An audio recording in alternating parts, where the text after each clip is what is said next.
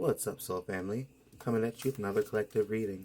If you've been looking for messages from your guides, your ancestors, deities, gods, anything of the sort, then I might have a message from you. Your guides are usually everything and all the above multiple times, like a mix between all of those. So first up we have the Hangman.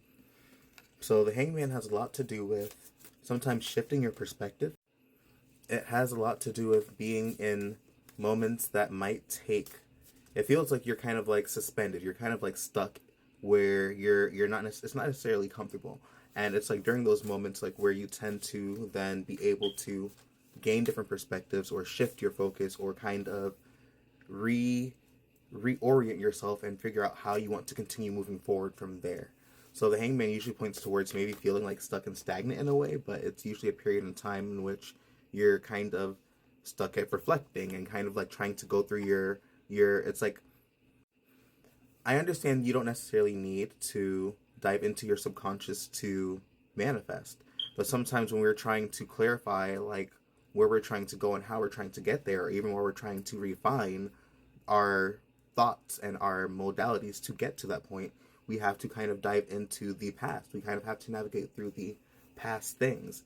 And I'm not saying you can't manifest your entire dream life from the moment that you decide to do such, but sometimes the path is getting there to, or getting to the point in which you're comfortable or you feel more empowered to do that is done through getting through the moon energy, getting through your subconscious, getting through the older energies that might have been making you feel stuck or stagnant, and trying to maybe understand from that standpoint how you can then best manifest with the tools that you have and from the perspective that you held.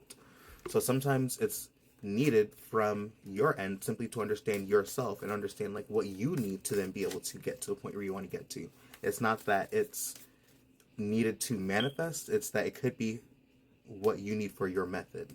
And I think as well, there are periods and times in which we simply have to kind of reflect and we have to kind of sit with the experiences that we've had in order to understand what it is that we need to, or how we need to, where our mind is, what we believe about the things that we've experienced, and then how we want to get to where we get to based off of those beliefs that we've then inherited through those experiences, if that makes any sense. But let me pull a couple more and see what comes out.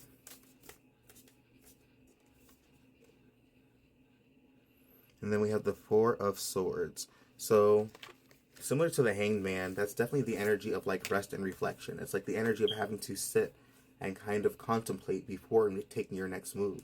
So a lot of times we feel like we're not taking motion, but in reality, that the aspect of being able to process and be in our minds is what the next step is. That is the process in manifestation. That is energy moving as we are refining our thoughts, as we are refining our beliefs, as we are sitting in reflection and kind of figuring out like what we want. Like for instance, it takes time to really sometimes integrate. If you've had like very otherworldly experiences, or if you've had very difficult experiences that contrast the reality that you're trying to bring in, sometimes it takes a little bit of time to sit with that and then integrate it before you're able to fully embody and then move forward with what you're trying to get. So I say this to say that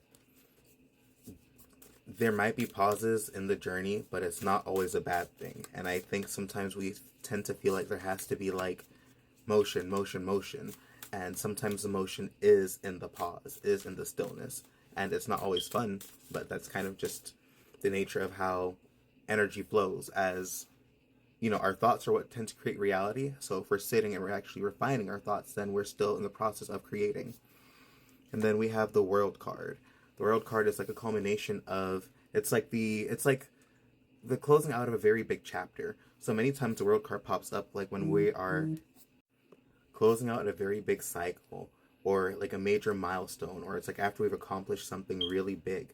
So it could be that you've put all this time and effort into figuring out these things, or trying to get your mind to where it is, or trying to figure out what perspective you want to hold.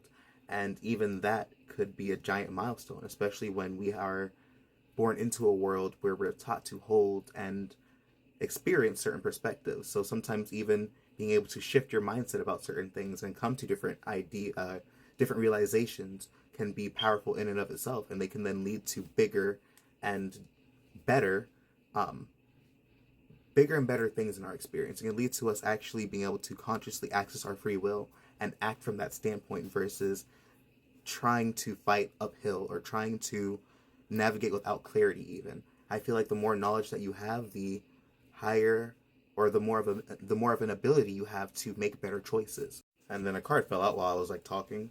So it's the King of Wands. So it's like, yeah, the more confident you are in the choices that you're making, the more you step into the ability to be powerful, to know yourself, to actually embody that empowered version of yourself, that version of yourself that just knows what it is to do without having to second guess yourself almost.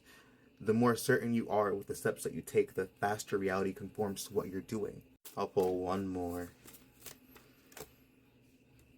And then the Seven of Cups. So yeah, it's like we have the ability to access the, I always call it like the avatar state almost. It's like we have the ability to access infinite intelligence. We have the ability to access all of the aspects of ourselves that have been born in the past, all the aspects of ourselves that are in the future, even all of our ancestors, all of our souls fragments. Like we have so much access to infinite intelligence in so many different ways, shapes, and forms.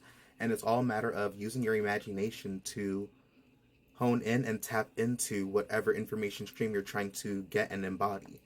And sometimes when you're trying to tap into such a large field, it can be a little bit disorienting because it's like there's so many different options and choices and paths that you can take. So the more you hone in on what you want and how you want to be, and you refine that, reality almost like beams to you what you need to do to then get to that point faster and to continue to embody that in the best way, especially with whatever goals that you have set from the energy of having sat in the hangman energy. It's like you sat in the energy of refining and knowing for sure what you want and how you want to receive it. So now reality is going to do its best to give it to you and conform to that in the sometimes the best ways and sometimes even past what you can even conceive. And then on the bottom of the deck is the Six of Wands. So it usually points towards victory and success. So I think that is just the path that whoever I'm speaking to, whatever collective I'm speaking to, whatever group I'm speaking to, this is simply the path that you are on or we're taking to get to success.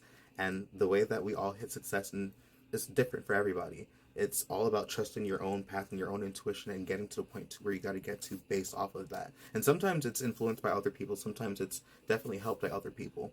But if you don't have that outline set for you, then sometimes you have to be the one to carve that path out to then get to your success. But peace and blessings, and I hope you have a great day.